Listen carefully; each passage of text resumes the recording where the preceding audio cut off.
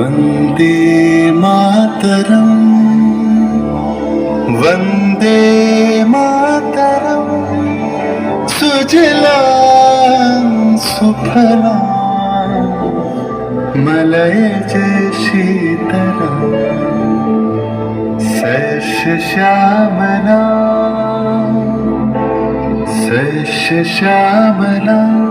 मातरं वन्दे मातरम्। 1908 সালের 11ই আগস্ট কিংসফোর্ডে বন্দে মাতরম বলার দোষে যে বালককে বেত মারার হুকুম দিলেন ব্রিটিশ সরকার, তারই পক্ষে দাঁড়িয়ে ক্ষুদিরাম বসু ও প্রফুল্ল চাকি সাহেবের ফিটন গাড়ি লক্ষ্য করে বোমা চালালেন মুজফ্ফরপুরে।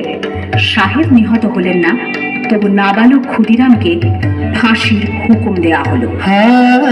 জননী কুলহ তুলে পক্ষে শান্তনবাস দেহ তুলে চোখে কাঁদিছে তব চরণ তলে ৩০০ কোটি নরনারী।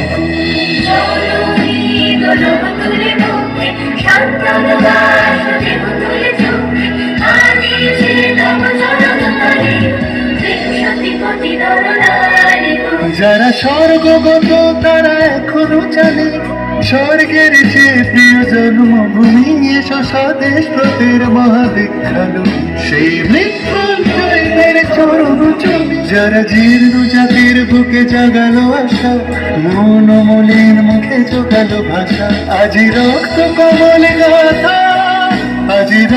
কমলে গাথা মাল্য খালি বিজয় লক্ষ্মী দেবতাদের কালে মুক্তির মন্দির সকাল তলে কত প্রাণ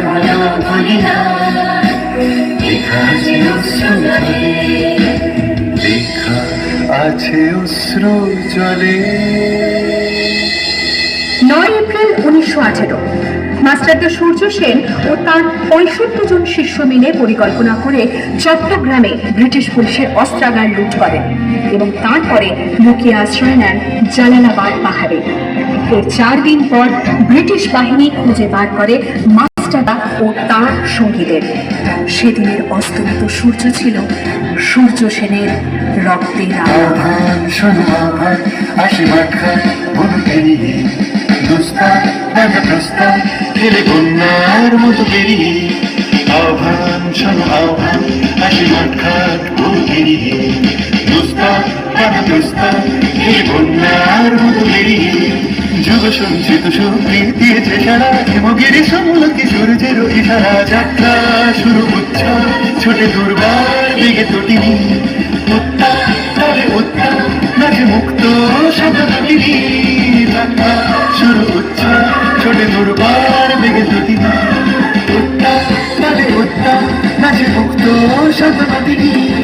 এই শুধু সুপ্ত যে নবপ্রাণে জেগেছে রণসাজে সেজেছে অধিকার অর্জনে। এই শুধু সুপ্ত যে নবপ্রাণে জেগেছে রণসাজে সেজেছে অধিকার।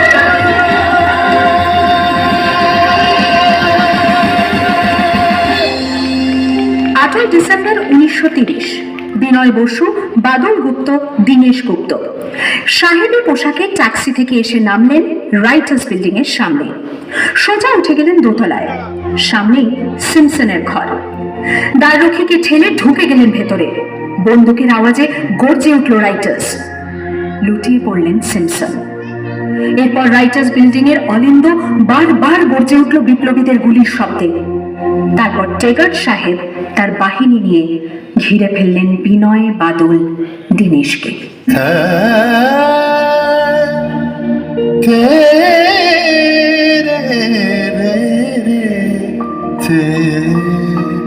দুর্গমুখীর কান্তার মরুদুস্তর পারাবার লঙ্ঘিতে হবে রাত্রি নিশীতে যাত্রীরা হুঁশিয়ার। ডিসেম্বর 1942 তমলুকের মাটিতে কয়েক হাজার ভারতীয়কে নিয়ে যিনি পুলিশ স্টেশন ঘেরাও করার লক্ষ্যে হেঁটেছিলেন, সেই 70 মাতঙ্গিনী হাজরা পুলিশের নির্মম গুলিচালনা ও লাঠিচার্জ সত্ত্বেও তার হাতের পতাকাটি মাটিতে লুটতে দেননি। 8 ঠিক তার পরের বছর 1943-এর 30শে ডিসেম্বর জাপান সরকারের অধীনে থাকা আন্দামান দ্বীপ সেদিন হস্তান্তর করা হলো ইন্ডিয়ান ন্যাশনাল আর্মিকে। পোর্ট ব্লেয়ারের মাঠে তিরঙ্গা পতাকা তুললেন সুভাষচন্দ্র। এটাই স্বাধীন ভারতের মাটিতে প্রথম তেরঙ্গা ঝান্ডা। আইএনএর commander in chief Subhash Chandra Bose হলেন ভারত, যাকে স্বীকৃতি দিয়েছিল 18টি দেশ।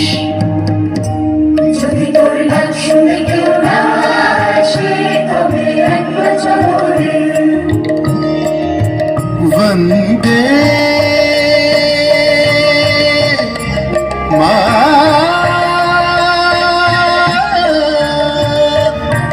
मातरम, वंदे वंदे मातरम।